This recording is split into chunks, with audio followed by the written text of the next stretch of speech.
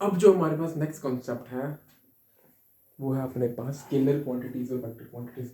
अभी तक हम जो पढ़ के आए हैं वो हम पढ़ रहे हैं मोशन के बारे में, जिसमें हमने क्या पढ़ा है, उसमें हमने यूनिफॉर्म मोशन पढ़ा है, नॉन यूनिफॉर्म मोशन पढ़ा है और रेस्ट के बारे में पढ़ा है। ठीक है, अब जो चीज़ हम पढ़ने जा रहे हैं वो है अपने पास स्केलर क्वांटिटी, वेक्टर क्वांटिटी, और फिर उसके बाद पढ़ेंगे हम डिस्टेंस क्या है, डिस्प्लेसमेंट क्या है, क्योंकि आगे ये इसी की एक्सटेंशन है। तो इसलिए पहले स्केलर और वेक्टर को पढ़ना इंपॉर्टेंट है, फिर उसके बाद हम डिस्टेंस और डिस्प्लेसमेंट को पढ़ लेंगे। ठीक है, अब देखो सबसे पहली चीज अपने पास क्या होता है, स्केलर क्वांटिटी और क्या होता है वेक्टर क्वांटिटी। तो स्केलर क्वांटिटी वो क्वांटिटी है जिसमें सिर्फ और सिर्फ हमारे पास क्या होता है, मैग्नीट्यूड होता है। क्या होता है, जिसमें सिर्फ और सिर्फ मैग्नीट्यूड होगा, बट उसमें अपने पास कोई डायरेक्शन नहीं होगी। कहने का मतलब, अगर मैं अपनी बात करूं, अगर मान लो कि मुझे फीवर है, ठीक है, बुखार की बात करें, अगर मुझे फीवर है, तो अगर मुझे फीवर है तो कोई मुझसे पूछेगा कि भाई आपको कितना फीवर है, तो मैं बोलूँगा भाई मेरे को 100 है या 101 है। बट क्या कोई आके मुझसे हाल चाल पूछे, हाँ भैया आपको फीवर हो गया, मैंने कहा हाँ जी बिल्कुल मुझे फीवर हुआ है, तो ये कहे कि हाँ जी कितना फीवर हुआ है, मैंने कहा हाँ जी 100 हुआ है या 101 होगा, तो ओके अच्छा ये तो हुआ है, बट किस डायरेक्शन में हुआ है। तो क्या मैं उसको बता पाऊंगा भाई कि मुझे नॉर्थ में हुआ फीवर, या ईस्ट में हुआ, या वेस्ट में हुआ, या साउथ में हुआ, तो क्या हम डायरेक्शन बता सकते हैं फीवर में? नहीं बता सकते, क्योंकि ये जो फीवर की अगर मैं बात करूँ तो ये अपने पास क्या है, स्केलर क्वांटिटी, जिसमें मैग्नीट्यूड है, मैग्नीट्यूड बताता है उस चीज़ का साइज। मैग्नीट्यूड क्या बताएगा, मैग्नीट्यूड बताएगा किसी भी चीज़ का साइज, कि कोई चीज़ कितनी बड़ी है अपने पास। तो मुझे फीवर का अगर मैं मैग्नीट्यूड बताऊं तो वो 100 या 101 होगा, ठीक है, बट उसकी कोई डायरेक्शन नहीं होगी। तो स्केलर क्वांटिटी ऐसी क्वांटिटी है जिसका अपने पास क्या होता है, मैग्नीट्यूड होता है। Quantities which have magnitude but no direction, ऐसी क्वांटिटीज जिनका क्या हो, मैग्नीट्यूड हो बट कोई भी अपने पास डायरेक्शन ना हो, उन्हें हम क्या कहते हैं, स्केलर क्वांटिटीज कहते हैं। क्या कहते हैं, स्केलर क्वांटिटीज। एग्जाम्पल के तौर पे मनी, मनी पैसे, अगर हम बात करें कुछ मैग्नीट्यूड है 100, 1000, लाख जो भी, बट क्या उसकी कोई डायरेक्शन है, तो मैं उसमें कोई अपने पास डायरेक्शन नहीं है। डिस्टेंस की बात करें, कोई हमसे कहे कि आपने कहीं जाना है, तो मैंने कहा मुझे यहाँ से दिल्ली से मुंबई जाना है, तो वहाँ पे अपने पास क्या आएगा, हम बात करेंगे भाई हमने कितना डिस्टेंस ट्रैवल किया, वो कितना भी होगा अपने पास, या किसी भी जगह पे यहाँ से यहाँ तक ही जाना, तो ये मुझे सिर्फ डिस्टेंस बताएगा। और डिस्टेंस मतलब क्या, मैग्नीट्यूड की कितना आपने लेंथ कवर करी, उसका मैग्नीट्यूड आ गया, बट वहाँ पे अपने पास कोई डायरेक्शन नहीं है। तो डिस्टेंस भी मेरे पास क्या है, एक स्केलर क्वांटिटी है। डिस्टेंस भी अपने पास क्या आएगा, एक स्केलर क्वांटिटी। और थर्ड आ गया टाइम। टाइम की अगर मैं बात करूँ, अभी 1 आवर हुआ है मुझे वीडियो बनाते हैं, 2 आवर्स हुए, तो ये तो है अपने पास, बट क्या कोई डायरेक्शन है, ईस्ट वेस्ट नॉर्थ साउथ, क्या इनमें से कोई डायरेक्शन के साथ रिलेट कर सकते हैं हम टाइम को? तो जो आंसर होगा वो नहीं, डायरेक्शन के साथ नहीं हम रिलेट कर सकते। तो मनी, डिस्टेंस, टाइम, ये तीनों अपने पास क्या है, स्केलर क्वांटिटीज है। ठीक है, ऐसे अगर हम बात करें तो वेक्टर क्वांटिटीज की, तो वेक्टर क्वांटिटीज में अपने पास क्या होगा, जिस चीज का मैग्नीट्यूड भी हो और जिस चीज की अपने पास डायरेक्शन भी हो। जिस चीज का अपने पास मैग्नीट्यूड है और दूसरा अपने पास क्या है, डायरेक्शन है, उन क्वांटिटीज को हम क्या बोलते हैं, वेक्टर क्वांटिटीज बोलते हैं। क्या बोलते हैं, वेक्टर क्वांटिटीज। एग्जांपल के तौर पे अगर हम बात करें वेट, इस मार्कर का कुछ वेट है, ठीक है, एक तो मैग्नीट्यूड है, ये है कितना, साइज कितना, इतना ये मार्कर है, इसका मैग्नीट्यूड आ गया, और वेट अगर मैं छोड़ता हूँ तो ये कहाँ जा रहा है, नीचे की तरफ। ये मार्कर है, इसको मैंने छोड़ा, कहाँ जा रहा है, नीचे की तरफ, छोड़ा, कहाँ जा रहा है, नीचे की तरफ। तो ये जो मार्कर है इसका मैग्नीट्यूड है और इसकी डायरेक्शन भी है, नीचे की तरफ जा रहा है, एक पर्टिकुलर डायरेक्शन में जा रहा है ना अपने पास। तो वो जो डायरेक्शन है वो क्या बताती है कि ये नीचे की तरफ खींचा चला जा रहा है, किसकी वजह से, ये अपने वेट की वजह से। आई चीज़ समझ में? और अगर एक चीज़ और, वेट की अगर हम बात करें तो कुछ कितना हम बोलें हैवी है कुछ, ठीक है ना, वो कितना हैवी, कितना इसका वेट है, तो वो जो उसका वेट होगा उसका क्या होगा, मैग्नीट्यूड होगा। और साथ में ये नीचे की तरफ जा रहा है तो ये अपने पास क्या आएगी, इसकी डायरेक्शन होगी। तो वेट ये कितने ग्राम्स का है वो उसका मैग्नीट्यूड होगा, और वो किस डायरेक्शन में जा रहा है। तो एक तो वेट की बात करेंगे और दूसरा जो डायरेक्शन की बात करेंगे, तो ये हमारे पास क्या है, एक वेक्टर क्वांटिटी है। नेक्स्ट आ गई वेलोसिटी या फोर्स। अगर फोर्स भी लगा रहे हैं तो फोर्स अगर मैं कितने मैग्नीट्यूड की फोर्स लगा रहा हूँ इस पर और किस डायरेक्शन में लगा रहा हूँ। तो मैग्नेटिक फोर्स का आ गया और दूसरा क्या आ गया, डायरेक्शन, या तो इस तरफ या इस तरफ। तो ये भी अपने पास फोर्स पे अपने पास क्या है, एक वेक्टर क्वांटिटी है। वेलोसिटी की भी बात करें तो वेलोसिटी भी मेरे पास क्या है, एक वेक्टर क्वांटिटी है। कैसे? वेलोसिटी में अपने पास एक तो मैग्नीट्यूड होगा और दूसरा क्या होगा अपने पास, डायरेक्शन होगी। वेलोसिटी में अपने पास क्या होगा, एक मैग्नीट्यूड होगा और दूसरा अपने पास क्या होगी, एक डायरेक्शन होगी। वेलोसिटी अपने पास स्पीड जब स्पीड के साथ हम क्या कर दें, डायरेक्शन को ऐड कर दें। स्पीड, अगर मैं रफ्तार की बात करूँ, मैं भाग रहा हूँ यहाँ से, और अगर मैं डायरेक्शन की बात करूँ, मैंने नॉर्थ को मुड़ा या ईस्ट को मुड़ा या वेस्ट को मुड़ा या साउथ को मुड़ा, ठीक है ना, तो वो अपने पास क्या, जब हम डायरेक्शन की भी बात करेंगे तो अपने पास क्या है, स्पीड में जब रफ्तार में आप दिशा को इंक्लूड करते हो तो अपने पास क्या बनती है, वेलोसिटी बनती है। क्या बनती है, वेलोसिटी। तो ये भी अपने पास क्या है कि वेक्टर क्वांटिटी है। आप इतना समझ में आएगा। नेक्स्ट हम बात करते हैं डिस्टेंस की। किसकी बात करेंगे, डिस्टेंस की। अब डिस्टेंस क्या अपने पास, डिस्टेंस है length of the path covered. मैं यहाँ पे खड़ा, मैं यहाँ से चल के यहाँ तक आया, तो यहाँ तक की जो मैंने लेंथ कवर की है, जो मैंने लेंथ कवर करी है यहाँ तक, उसे हम क्या बोलेंगे, इस रास्ते में जो लेंथ कवर की है इसे हम क्या बोलेंगे, डिस्टेंस बोलेंगे। तो डिस्टेंस मेरे पास क्या है, length of the path covered when we travel is called distance. ये अपने पास क्या है, स्केलर क्वांटिटी है।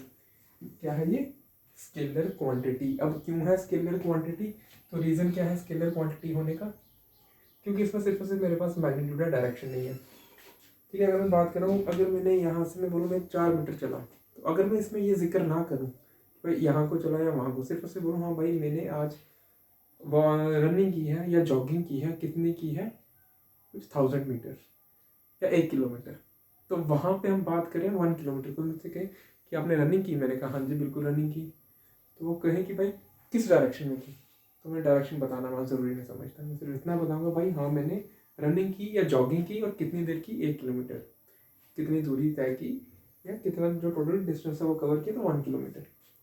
तो जो 1 किलोमीटर मैंने कवर किया है वो मेरा क्या है, डिस्टेंस है। और क्योंकि सिर्फ और सिर्फ मैं मैग्नीट्यूड की बात कर रहा हूँ, 1 किलोमीटर सिर्फ और सिर्फ मैं किसकी बात कर रहा हूँ, मैग्नीट्यूड की बात कर रहा हूँ, तो ये हमारे पास क्या है, एक स्केलर क्वांटिटी है। क्या है ये, स्केलर क्वांटिटी।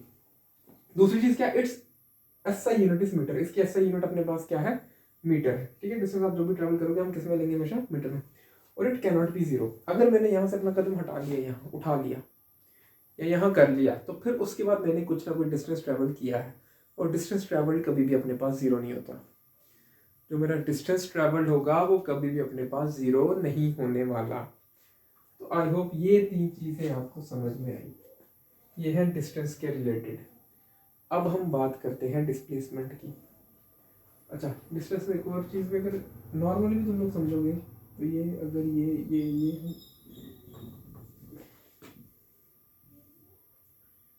अगर मैं बात करूँ, ये पॉइंट ए है, ये पॉइंट बी है, ये पॉइंट सी है, ये 4 मीटर है, यहाँ से यहाँ ये 5 मीटर है। तो अगर मैं डिस्टेंस की बात करूँ यहाँ ए टू सी तक का, तो मेरा जो टोटल डिस्टेंस होगा वो कितना होगा, वो होगा 9 मीटर। 4 ये और 5 ये, मेरे पास कितना आ गया, 9 मीटर। यहाँ बात करूँ, ये 4 आ गया, ये 5 आ गया, इसको कितना ले लो, 7 ले लो, ये 4 मीटर आ गया, और ये कितना आ गया, 7 मीटर्स आ गया। तो 4 और 7 मिला के मेरे पास कितना आएगा, 11 मीटर।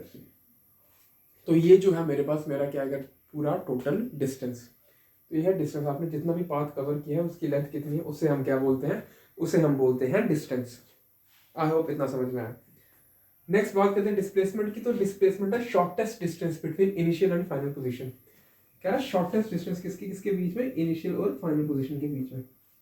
अब मुझे इतना बताओ, अगर हम एक एग्जांपल ही समझे, ये ए बी और सी, अगर मैं यहाँ से जाऊँ मुझे ये रास्ता छोटा पड़ेगा, यहाँ से ये वाला, मुझे ए टू बी और बी टू सी अगर इस रास्ते को फॉलो करूँ, क्या यहाँ से जल्दी पहुंचूंगा कहीं, या ए टू सी अगर डायरेक्टली चला जाऊँ वहां जल्दी पहुंचूंगा। तो भाई आपका जवाब होगा सर ए टू सी जाएंगे तो वहां आप जल्दी पहुंचने वाले हैं। तो ये जो ए टू सी हमने जाना है, ये जो अपने पास क्या है, शॉर्टेस्ट डिस्टेंस है। क्यों, ये मेरी इनिशियल पोजीशन है, शुरुआत की पोजीशन ये रही, और ये मेरी फाइनल पोजीशन है, एंड की जो पोजीशन है, अंत में मैं सी पे था, शुरू में मैं ए पे था। तो ये इनिशियल पोजीशन आ गई, और ये क्या आ गई मेरे पास, फाइनल पोजीशन। इनिशियल और फाइनल के बीच का जो गैप होगा अपने पास, उसे हम क्या बोलते हैं, डिस्प्लेसमेंट बोलते हैं। क्या बोलते हैं, उसे हम बोलते हैं डिस्प्लेसमेंट। क्या बोलते हैं, डिस्प्लेसमेंट। ठीक है, अब यहाँ से मैं घूम के जा रहा हूँ, यहाँ से यहाँ कहीं, ठीक है, तो मुझे अगर अपनी डिस्प्लेसमेंट निकालनी है, ए ले लो, ये बी ले लो, ये सी ले लो, तो ये जो शॉर्टेस्ट डिस्टेंस होगा ये मेरी क्या होगी, डिस्प्लेसमेंट होगी। ये मेरी क्या होने वाली है, शॉर्टेस्ट डिस्टेंस मेरे पास क्या आएगा, मेरी डिस्प्लेसमेंट आएगी। क्या आएगी, डिस्प्लेसमेंट।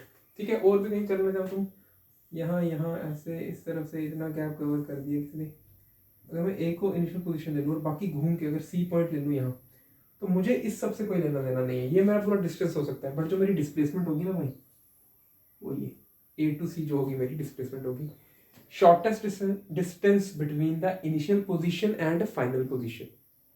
इनिशियल पोजीशन और फाइनल पोजीशन के बीच में जो अपने पास गैप है उसे हम क्या बोलते हैं, उसे हम बोलते हैं डिस्प्लेसमेंट। क्या बोलते हैं उसे? डिस्प्लेसमेंट। तो ये है हमारी डिस्प्लेसमेंट, ठीक है। तो ये हमारे पास क्या है? It is a vector quantity. क्या है ये अपने पास? हमारी एक वेक्टर क्वांटिटी है। वेक्टर क्यों है? क्योंकि एक तो मैग्नीट्यूड की बात भी करेंगे और दूसरा डायरेक्शन की भी, क्योंकि डायरेक्शन के चेंज होने से डिस्प्लेसमेंट चेंज होती है। बताता हूँ कैसे। देखो ए टू बी गया, ठीक है, ए टू बी की तरफ कोई जा रहा है और बी से वापस आ रहा है वो सी की तरफ। तो मान लो ये जो पूरा ओवरऑल डिस्टेंस था मेरे पास, ये था 5 मीटर्स ए टू बी, और ए टू सी मेरे पास कितना था? 3 मीटर्स। ए टू बी था 5 अपने पास, और ए टू अगर मैं सी की बात करूं कितना था? 3। बट अगर ये यहाँ जाकर यहाँ से वापस आ रहा है यहाँ, तो अब जो डिस्प्लेसमेंट होगी वो कितनी होगी? 2 मीटर्स। ए टू सी के बीच में जो डिस्प्लेसमेंट है वो कितनी है? 2 मीटर्स। ए टू बी 5 है, और A to C, sorry A to C अपने पास के, ए टू सी नहीं लेंगे, सॉरी सॉरी सॉरी, ये बी टू सी ले लो। बी टू सी कितना? 3 मीटर्स। तो ए टू सी जो अपने पास डिस्प्लेसमेंट आएगी वो कितने की? 2 मीटर्स। तो मतलब ये आगे गया फिर वापस आया, इस डायरेक्शन में गया फिर डायरेक्शन इसमें आया। जब डायरेक्शन चेंज की तो डिस्प्लेसमेंट भी कितनी हुई अपने पास? चेंज हुई। इस डायरेक्शन में जाकर डिस्प्लेसमेंट कितनी थी? 5 थी ओवरऑल, पर जब यहाँ से वापस आया तो डिस्प्लेसमेंट चेंज हो गई 2 मीटर्स। तो मतलब ये जो डिस्प्लेसमेंट है ये किस पे डिपेंड करती है? ये डायरेक्शन पे भी डिपेंड करती है। किस पे डिपेंड करती है? ये डायरेक्शन में। तो सॉरी, फिर डिस्प्लेसमेंट अपने पास क्या है? एक वेक्टर क्वांटिटी है। क्या है डिस्प्लेसमेंट? एक वेक्टर क्वांटिटी। ऐसा यूनिट इसकी भी सेम है, क्योंकि कंक्लूजन जो है हम क्या कर रहे हैं? डिस्टेंस ही ट्रेवल कर रहे हैं ना, तो वो अपने पास किस में आएगा? मीटर्स में ही आएगा। किस में आएगा? मीटर्स में आएगा। तो ऐसा यूनिट क्या है इसकी? मीटर। और it can be zero, distance zero नहीं होता बट डिस्प्लेसमेंट जीरो हो सकती है। कैसे? यहां से अगर मान के चले हम, इसे समझते हैं। अगर मैं ए टू बी जा रहा हूँ और फिर वहीं से उठ के वापस आ रहा हूँ दोबारा ए पे, तो मेरी इनिशियल पोजीशन भी क्या है? ए, और मेरी फाइनल पोजीशन भी क्या है? ए। मतलब ए से गया और दोबारा लौट के मैं वापस ए पे ही आ रहा हूँ। ए से यहाँ जा रहा हूँ और लौट के भी दोबारा वापस ए पे ही आ रहा हूँ। इनिशियल और फाइनल पोजीशन अपने पास क्या आ रही है? सेम आ रही है। तो फिर हमारी डिस्प्लेसमेंट भी क्या होगी? जीरो। जब इनिशियल और फाइनल में कोई गैप ही नहीं है, ये मार्कर है, यहाँ से यहाँ रखा मैंने और यहाँ से उठा के फिर यहाँ रख दिया, यहाँ वही, यहाँ रुक जा, यहाँ रखा था, यहाँ से यहाँ और यहाँ से फिर वापस यहाँ। तो इनिशियल पोजीशन भी यही है, फाइनल पोजीशन भी यही, बीच में कोई गैप है नहीं। तो हमारी डिस्प्लेसमेंट क्या आएगी? फिर जीरो आएगी। क्या आएगी? जीरो। तो ये कई बार आता है क्वेश्चन पेपर में, तो इन चीज़ों का उन्हें ध्यान रखना। अच्छा नेक्स्ट, अब एक और चीज़ समझते हैं। कहता है क्या ऐसा केस पॉसिबल है कि आपका डिस्प्लेसमेंट और डिस्टेंस सेम आए? मतलब जितनी आप अभी तक तो हम जो पढ़ रहे हैं डिस्प्लेसमेंट छोटी आती है और डिस्टेंस बड़ा आ रहा है मैग्नीट्यूड में, बट कह रहा है कोई ऐसा केस मुझे बताओ जहाँ पे डिस्टेंस और डिस्प्लेसमेंट दोनों क्या आ जाए अपने पास, सेम आ जाए। तो वो कैसे करेंगे? तो देखो फिर उसके लिए एक छोटी सी कहानी है। आपने कुछ नहीं करना, आपने नॉर्मल सीधे रास्ते पे वॉक करना है। ये आ गया मेरे पास ए और ये आ गया मेरे पास बी। आपने ए टू कहाँ चलना है? बी। ये डिस्टेंस कितना मान लो? 10 मीटर्स। तो अगर आप ए टू बी जा रहे हो स्ट्रेट लाइन में, यहाँ जाके रुक रहे हो आप, तो ए टू बी अगर हम गए तो डिस्टेंस कितना है? 10 मीटर्स। डिस्प्लेसमेंट कितनी आएगी? Distance between initial and final position, initial ये रही, फाइनल ये रही, इनके बीच में भी गैप कितना है? 10 मीटर्स ही है। तो डिस्प्लेसमेंट भी 10 मीटर्स और डिस्टेंस भी कितना? 10 मीटर्स। कब होता है ये? जब आप कब कहाँ मूव करोगे? In straight line. Straight line में या स्ट्रेट पाथ पे जब आप मूव करोगे तो आपकी डिस्टेंस आपके डिस्प्लेसमेंट के क्या आने वाली है? इक्वल। डिस्टेंस किसके इक्वल हो जाएगा? आपकी डिस्प्लेसमेंट के। तो ये कहानी भाई यहाँ तक अभी इसको रखते हैं।